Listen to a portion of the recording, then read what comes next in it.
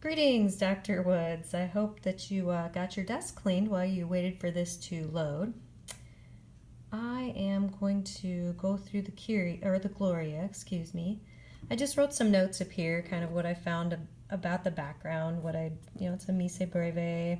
He was 18 years old when he composed this, etc., stuff I would share with my kids.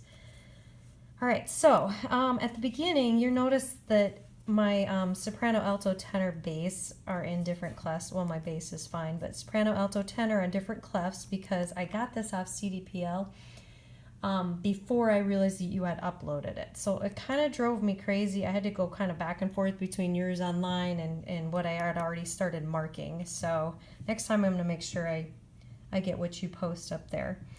So I highlighted the SATB lines, so all yellow, so I made sure I knew where those were. All the fortes, of course, are in red. Pianissimos are lighter colored green, and pianos are blue, and so forth. I wrote what allegro maestoso probably would be. The quarter note would be 120 to 156. And then, as we look at this is actually fascinating. I loved this. So we start in unison, very forte, and then I love how every time, well, not every time, but as it preps to bring in the choir, there's quarter notes. I love that. And I also marked, of course, that I would probably, even though this is marked cut time here, I would still conduct this in 4/4, so I put the X up there. So, but I love this. It's like a little mini intro here into the choral part. And I highlighted the choral part because that's mainly the melodic melody as it comes in together. It's our melody that we're following. And I got excited every time I saw the instruments and the voices all rhythmically unified. So I always marked that. I thought that was really cool. So I put rhythmic unity, yay, cool. More emphasis leading into this. And I also noticed that whenever Schubert had the choir holding their note out here, the instruments were moving, and they kept the beat in the subdivisions through the 16th notes in the movement that they had, which I thought was a really brilliant, how he went back and forth between the instruments and the voices, how they worked together in that part. So I also marked in here, wow, tenors, good luck with that. Yeah, that's some interesting notations with your half notes, and I don't know, it looks like some augmentation there in there, and boy, you're up there high. This whole part it's a very challenging song. You definitely would need to have some strong tenors. So here's the next page. Marked the violins again on the side. The voice parts are in yellow, and of course our strong parts here are in red. Up here I put intro. It's not really an introduction, but these 4 quarter notes you see again leading us into the choral parts, which I think is just brilliant. You can just feel it. Boom, bomb, bomb, enter, which is fabulous. And then we come in with our loud forte choral.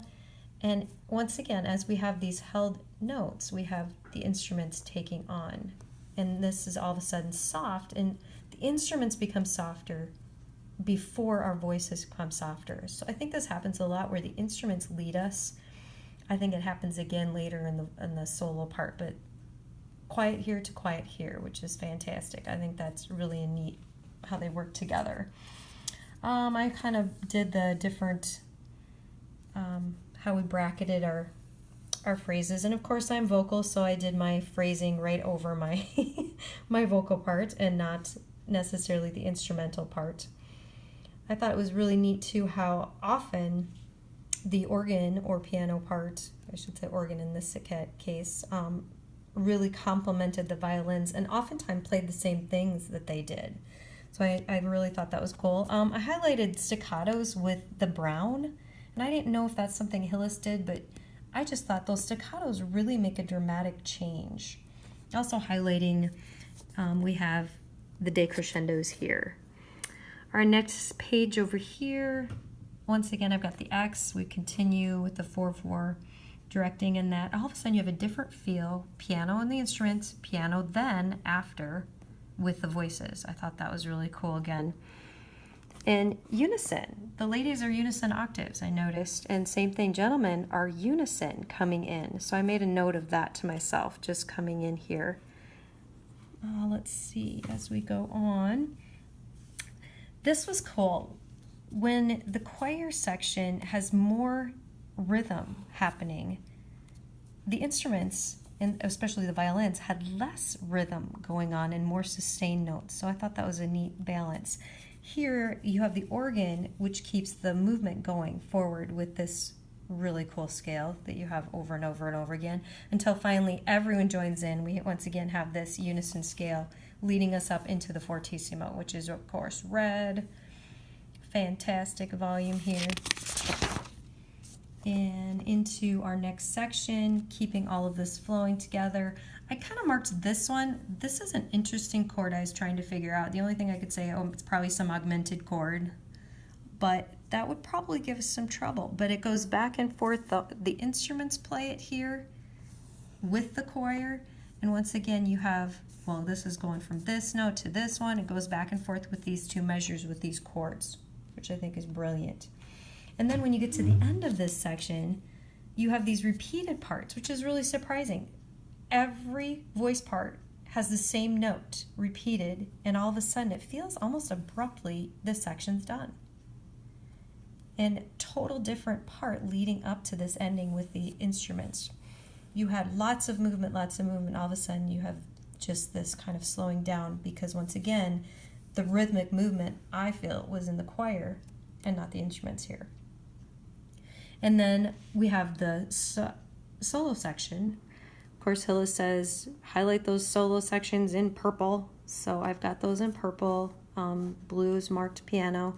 And then I marked this wonderful rhythmic melody in the violins with orange, because I think they have their own melody that just really balances this well. And I also thought I would conduct this in two, at least I would try it. I think if you conduct this section in two, you are going to have more connectiveness, not as much choppiness.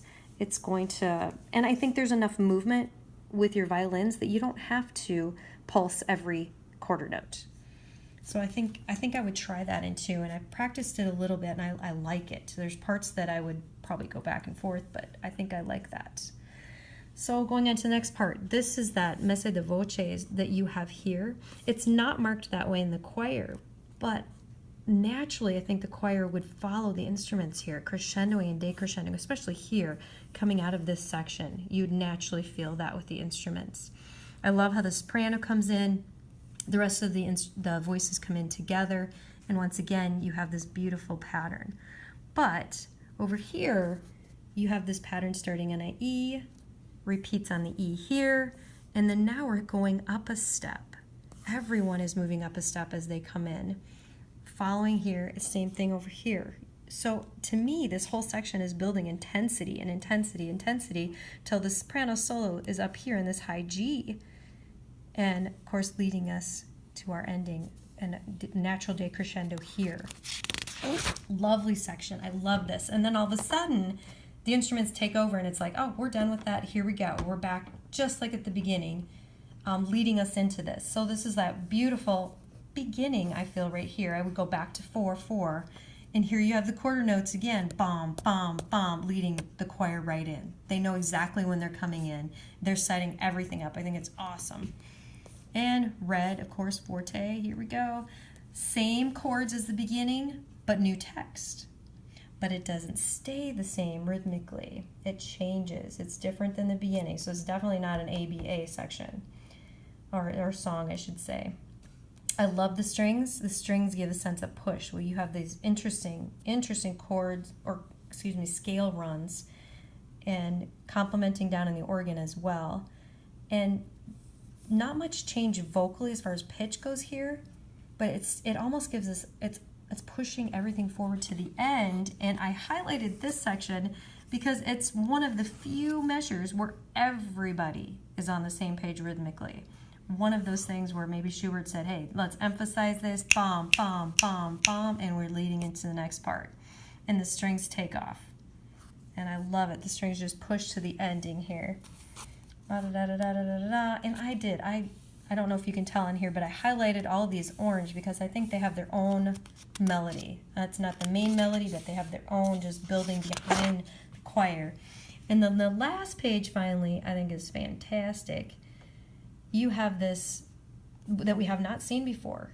In the instruments, the viola and the organ are playing this repetitive note, bum, bum, bum, with the forzando, repeating it so you know something's changing. You know it's building to the end. You have the same thing happening in the bass. You have the same thing happening, I believe, in the tenors right here. They're picking the same note. So you got repetition, which Schubert used a lot in this, I thought was kind of interesting with the choir anyway. But now we have repetition in the organ and the viola pushing to the end. And here, beautiful chords, and we're ending in the unison, right back on the one chord, just like the beginning, which I think is awesome. And the amen is not one of those that resolves, it's all on the one chord. And that's it. I think it's great. The more I look at this, the more I love it. It's absolutely brilliant. So there is my analysis. Thank you, Dr. Woods.